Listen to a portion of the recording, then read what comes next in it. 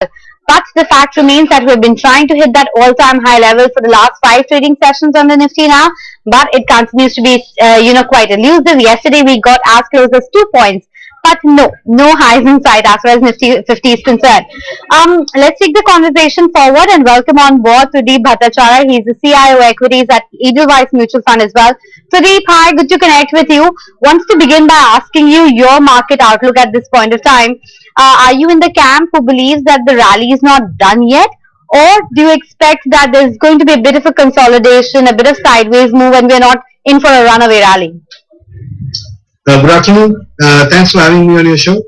And I would say that in the near term, we would expect the markets to be volatile. Wouldn't like to sort of, quantify what number this, that, the other.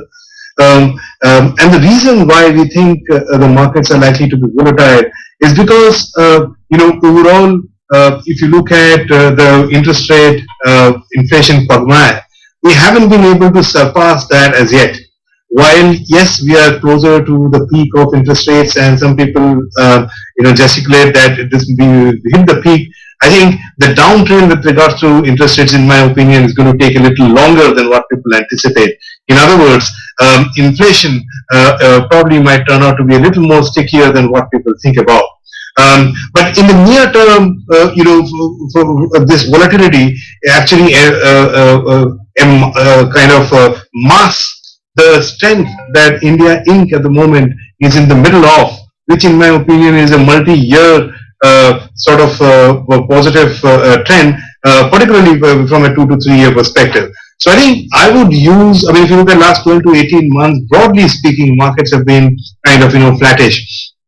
I would probably see this kind of for a flattishness, if I may call it that way, or volatility continue as we head towards maybe the year end. But I would encourage investors to take this as an opportunity to kind of get invested, because the medium term from the 2 to 3 year perspective for India Inc. Is looking particularly robust, and we can go back and go into detail on that. But that's my near term prognosis. Okay, so volatility is here to stay. That's your friend in the markets at this point in time, because that is what is giving you opportunity. And I like the point that you talk about inflation, that it's going to be sticky, and that's quite evident with the recent moves coming in from the central banks, whether it was Bank of England with that 50 basis point hike, Turkey hiking by 650 basis point, and of course the Swiss central bank as well yesterday. But Trideep, the texture of the market seems to be changing a bit, in the sense that it's the mid caps and small caps that was leading the last rally in the last 1 month or so. Versus the large caps, the likes of your HDFC Bank, Reliance, etc., they weren't participating. Do you expect that trend to continue for the rest of the year? I think the outlook for mid and small caps is more favorable than where we were about 6 months ago. And the reason I say so is because of 3 reasons.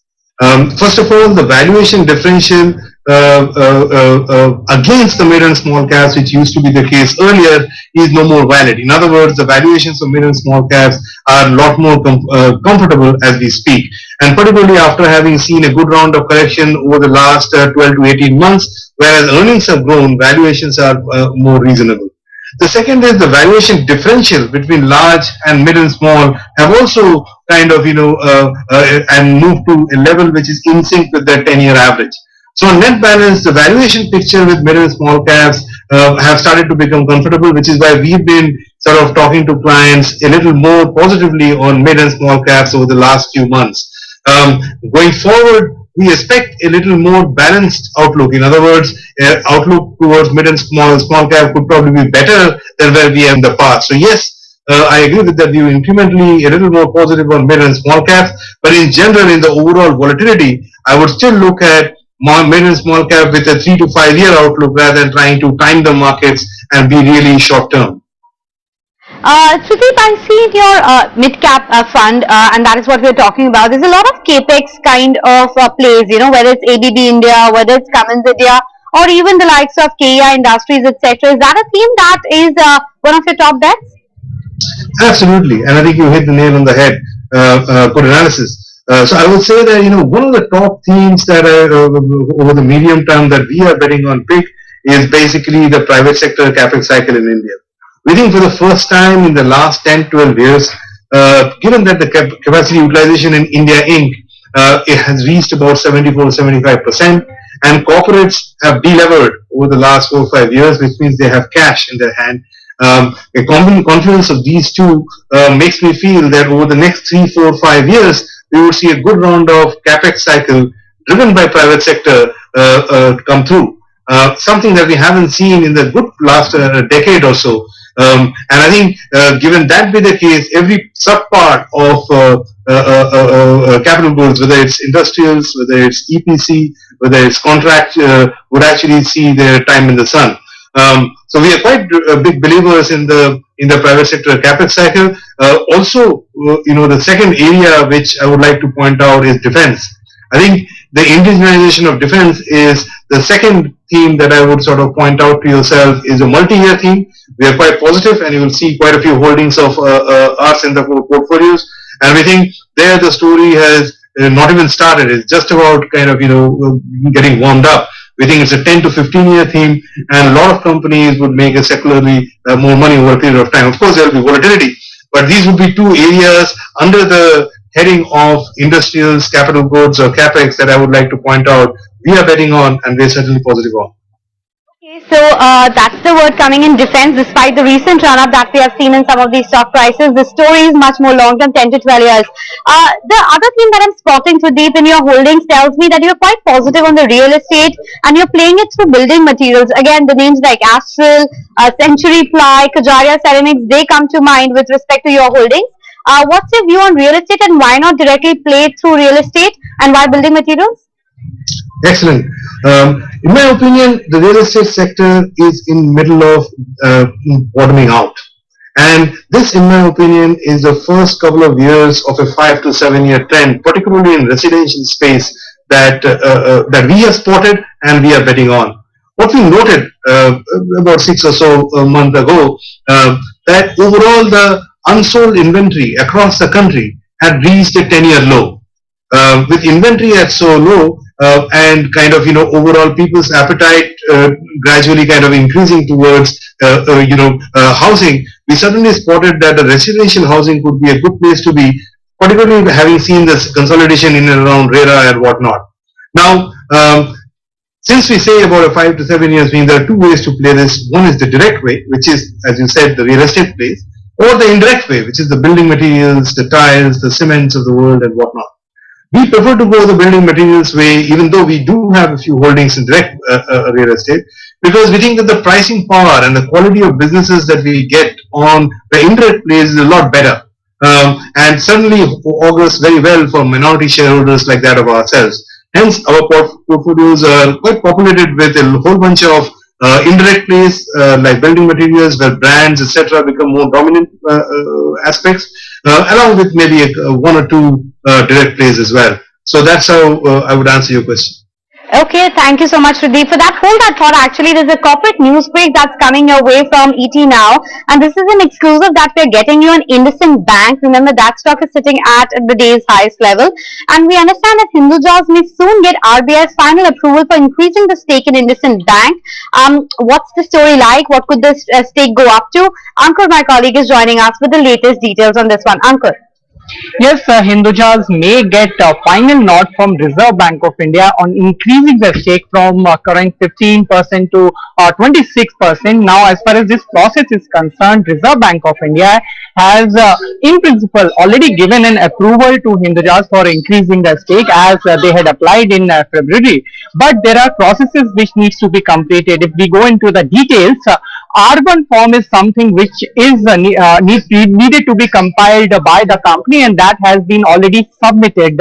Now, where we stand right now, what we have been told is that whatever the processes which were required by Reserve Bank of India, that all have been compiled by the company, and all the documents have been submitted to Reserve Bank of India. The expectation is that the final approval may happen very soon.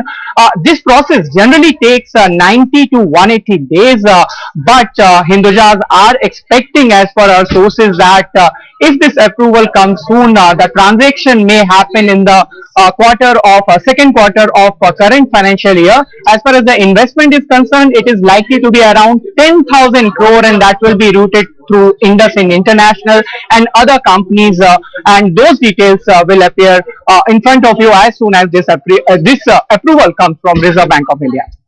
Thank you so much, Uncle, for getting us those exclusive details. So 10,000 crore worth of infusion is what we are expecting, and the stake can go up from 15 to 26%, likely to happen in the second quarter of this financial year. Trideep, just talk to us about IndusInd Bank, if you can, in terms of stock-specific action. If not, at least the mid-cap banking names, whether it's IDFC First Bank, IndusInd Bank, they are the ones which are, kind of leading the race going forward as well. What's your take on the mid-tier banking space now? So first of all, to set the context, we are quite positive on lending financials. We think after having seen a strong NPA cycle behind us, after having seen through the corporate deleveraging cycle, I think the banks are in a bit of or banks or lending financials more generally are in a bit of a sweet spot wherein the credit growth in the economy is picking up and the asset quality worries are behind us. So not only private sector financials, but also public sector lending financials are looking kind of looking to be good from a 1 to 2 year perspective. And if you add on top of the fact that the valuations of this particular subsector is quite favorable, particularly in the context of the other things that we talked about, that makes lending financials one of our favorites. Now, as we deep dive into lending financials, particularly with regards to mid-cap names, we find a dearth of quality financials in that perspective, and I think, and hence the ones that they are will certainly see a better days in front of us going forward. So we are on net balance, we are quite positive. Lending financials, both large and mid-cap, maybe off late a little more NBFCs than banks, but net still quite positive on the space. Quite positive on the lenders, NBFCs over banks, defense is one space that you like, real estate through building material, lots of takeaways coming in.